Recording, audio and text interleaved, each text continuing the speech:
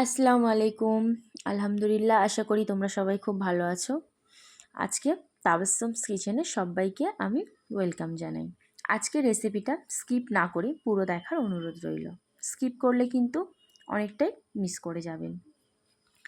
আমি আজকে একটা খুব সুন্দর পুঁইশাক আর ওল দিয়ে একটা রেসিপি তোমাদেরকে দেখাবো। তাহলে চলো তোমরা রেসিপিটা দেখে নাও। আমি কিন্তু এখানে নিয়েছি 500 গ্রাম পুঁইশাক, আর আছে আমার ওখানে 400 গ্রাম মতো ওল। এখানে কিন্তু আমি চিংড়ি দেব। ওখানে আমি নিয়েছি 100 গ্রাম চিংড়ি, আর আমি একটা মাঝারি সাইজের পেঁয়াজ কুচিয়ে নিয়েছি, আর একটা কাঁচা লঙ্কা আর একটা শুকনো লঙ্কা আমি ফোড়ন দিচ্ছি। আমি এখানে দিয়ে দিয়েছি 2 টেবিল চামচ সরিষার তেল। তেলটা ভালো করে গরম হয়ে গেলে তোমরা ওর মধ্যে কেটে রাখা পেঁয়াজটা দিয়ে এবার ভালো করে হালকা বাদামি রঙের করে নেবে। এই রেসিপিটা ভালো লাগলে অবশ্যই একটা লাইক করবেন, আমার অনুরোধ রইল। এবার আমি ওই মশলার মধ্যে চিংড়িটা দিয়ে দিলাম। চিংড়িটা দিয়ে একটু ভালো করে ওটাকে একটু হালকা কষিয়ে নেব। নিয়ে আমি ওর মধ্যে দিয়ে দেব কেটে রাখা ওল, আর আমি ওখানে কিন্তু একটা মাঝারি সাইজের আলু নিয়েছি। আলুটাকে লম্বা লম্বা করে কেটে নিয়েছি।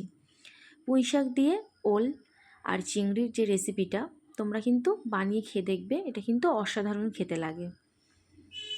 কুমড়ো পুঁইশাক বা পুঁইশাকের ঘন্ট, পুঁইশাক মাছের মাথা অনেকবারই অনেকে খেয়েছেন, কিন্তু এটা একবার বানিয়ে খেয়ে দেখবেন, আশা করি তোমাদের খুব ভালো লাগবে।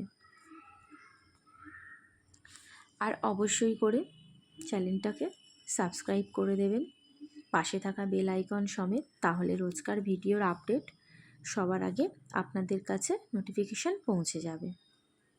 আর ভালো লাগলে অবশ্যই একটা লাইক করবেন। এবার আমি ওর মধ্যে সব মশলাগুলো অ্যাড করে দিচ্ছি। আমি ওর মধ্যে দিয়ে দিয়েছি 1/2 টিস্পুন হলুদ, 1/2 টিস্পুন লঙ্কা, 1/2 টিস্পুন ধনিয়া, 1/2 টিস্পুন জিরা দিয়ে আমি ওর মধ্যে দিয়ে দিচ্ছি 1/2 টিস্পুন আদা রসুনের পেস্ট দিয়ে আমি ভালো করে ওটাকে একটু কষিয়ে নেব। আমি কিন্তু এর মধ্যে 1/2 টিস্পুন লবণও দিয়ে দিয়েছি। দিয়ে আমি এটাকে একটু ভালো করে কিছুক্ষণ কষিয়ে নেব। যেহেতু ওলটা একটু হালকা একটু সিদ্ধ হয়ে আসলে তারপরে কিন্তু পুঁইশাকটা দিতে হবে। এবার আমি মশলাগুলো একটু কষিয়ে নিয়ে ওর মধ্যে অল্প একটু জল অ্যাড করে দেব। দিয়ে আমি ওটা আবার একটু কষিয়ে নেব 2 থেকে 3 মিনিট।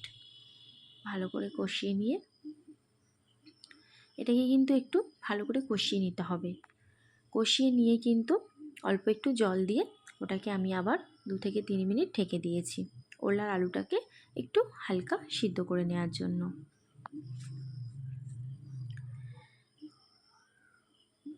এবার আমি ঢাকনাটা খুলে ওটাকে একটু নাড়িয়ে নিয়ে ওর মধ্যে কেটে রাখা পুঁইশাকগুলো আমি সব দিয়ে আবার ওটাকে ভালো করে একটু সিদ্ধ করে নেব। পুঁইশাক থেকে তো এমনি জল ছাড়বেই।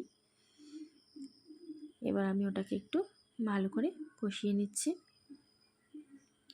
ওটাকে আমি একটু এদিক ওদিক করে নাড়িয়ে নেব। নিয়ে আবারও আমি ওটাকে 1 থেকে 1.5 মিনিটের জন্য ওটাকে আমি ঢেকে দেব। পুঁইশাক থেকে সব জল বেরিয়ে গেছে। এবার আমি ওই জলটা আমি কিন্তু আর এর মধ্যে এখন কোনো রকম জল অ্যাড করব না। যে জলটা বেরিয়েছে ওটাই ভালো করে একটু কষিয়ে কষিয়ে জলটাকে একটু শুকিয়ে নেব। ওল চিংড়িটা বানিয়ে খেয়ে কিন্তু আমাকে অবশ্যই কমেন্টে জানাবে। আর কোথা থেকে দেখছেন জানাতে ভুলবেন না। বেশ ভালো লাগে আপনাদের নতুন নতুন কমেন্ট পড়তে, খুব ভালো লাগে আমার। অবশ্যই কিন্তু কমেন্ট করতে ভুলবে না, কমেন্ট করবে।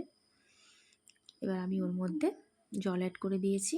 জলটা কিন্তু পরিমাণ মতো দিয়ে দেবে, খুব বেশি না। এবার আমি ওটাকে ঢেকে দেব 6 থেকে 7 মিনিটের জন্য। এবার আমি এখানে 8 থেকে 9টা রসুন কোয়া নিয়ে নিয়েছি আর একটা শুকনো লঙ্কা। এবার আমি ওটাকে ভালো করে একটু কড়াইয়ের মধ্যে হালকা লাল করে নিয়ে আমি এবার ওটা পুঁইশাকের মধ্যে সবটা দিয়ে দেব। আমি এবার ওটার মধ্যে কিন্তু ওটা ফোড়ন দিলাম। তোমরা চাইলে রসুনটা নাও দিতে পারো, কিন্তু আশা করি রসুনটা আর শুকনো লঙ্কাটা দিলেই বেশি খেতে ভালো লাগবে। এবার আমার রান্নাটা কিন্তু প্রায় কমপ্লিট হয়ে গেছে। আমি তোমাদেরকে দেখিয়ে দিচ্ছি যে রান্নাটা কেমন হয়েছে। ঠিক এরকম টাইপের হবে। আর এটা দিয়ে একতলা ভাত তো অবশ্যই শেষ হয়ে যাবে। খেতে অসাধারণ লাগে। এই রেসিপিটা ভালো লাগলে একটা লাইক করবেন, আপনাদের কাছে অনুরোধ রইল। আর ভিডিওটা স্কিপ না করে পুরো দেখার অনুরোধ রইল।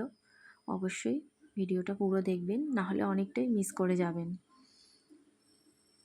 আমার রেসিপিটা আপনাদের কেমন লাগলো আমাকে কমেন্ট করে জানাবেন।